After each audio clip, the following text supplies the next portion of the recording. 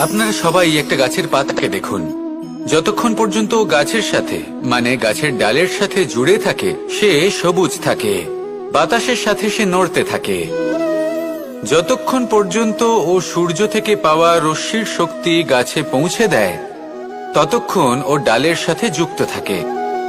কিন্তু যখন সেই পাতা শুকিয়ে যায় তখন তার কোনো গুরুত্ব থাকে না।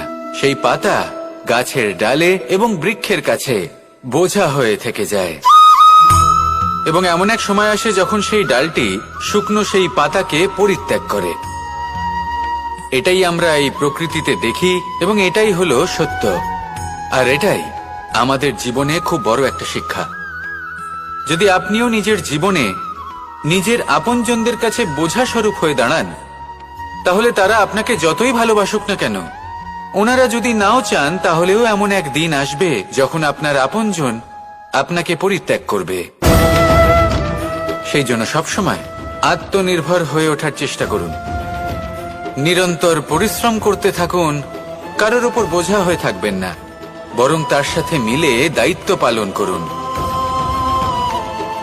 এমনটা করবেন তাহলে আপনার সম্মানও বজায় থাকবে এবং সম্পর্কের মধ্যে আপনার মূল্যও বজায় থাকবে। আসুন আর আমার সাথে ভালোবেসে বলুন, রাধা রাধা। আমাদের মধ্যে এমন অনেক মানুষ আছেন যারা বই পড়তে পছন্দ করেন। অনেক মানুষ আছেন যারা ভিন্ন ভিন্ন রকমের কাহিনী পড়েন। এবার পড়তে পড়তে মাঝে এমন একটা অধ্যায় অবশ্যই আসে যা আমাদের হৃদয় স্পর্শ করে যায়। আমরা হৃদয় যন্ত্রণা অনুভব করি, তাও আমরা সেই কাহিনী শেষ পর্যন্ত পড়ি এবং তখন আমরা বুঝতে পারি যে সেই যন্ত্রণাময় অধ্যায়টি কেন এসেছিল, তার থেকে আমরা কি শিক্ষা পেলাম এবং আমরা অবশেষে লক্ষ্যেও পৌঁছলাম।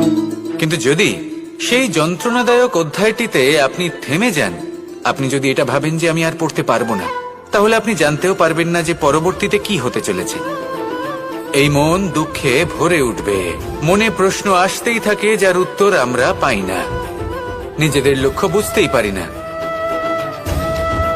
এইভাবেই আমাদের জীবনেও যদি এমন কিছু হয় যা অত্যন্ত দুঃখজনক, যদি এমন কোনো কঠিন অধ্যায় আপনার জীবনে আসে, থামবেন না। তা হলো আপনার জীবনের কাহিনীর একটি যন্ত্রণাদায়ক দুঃখজনক অধ্যায় মাত্র। শেষ পর্যন্ত এই কাহিনীতে টিকে থাকুন, কর্ম করতে থাকুন। আপনি বুঝতে পেরে যাবেন যে এই কঠিন পরিস্থিতি আপনার জীবনে কেন এসেছিল। আপনি শিক্ষাও লাভ করবেন এবং লক্ষ্যও লাভ করবেন। আসুন আমার সাথে ভালোবেসে বলুন, রাধা রাধা।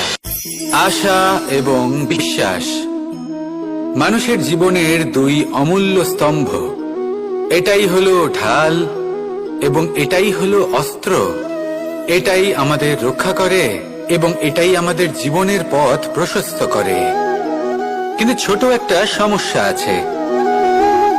এবার যদি আপনি বটবৃক্ষের থেকে এই আশা রাখেন যে এ আমাকে ফল দেবে, তাহলে সেই আশা ভঙ্গ হওয়াই স্বাভাবিক। আর যদি আপনি বিশ্বাস করেন যে খেজুর গাছ আপনাকে ছায়া প্রদান করবে, তাহলে সেই বিশ্বাসও অবশ্যই ভঙ্গ হবে। তাহলে কি করা উচিত?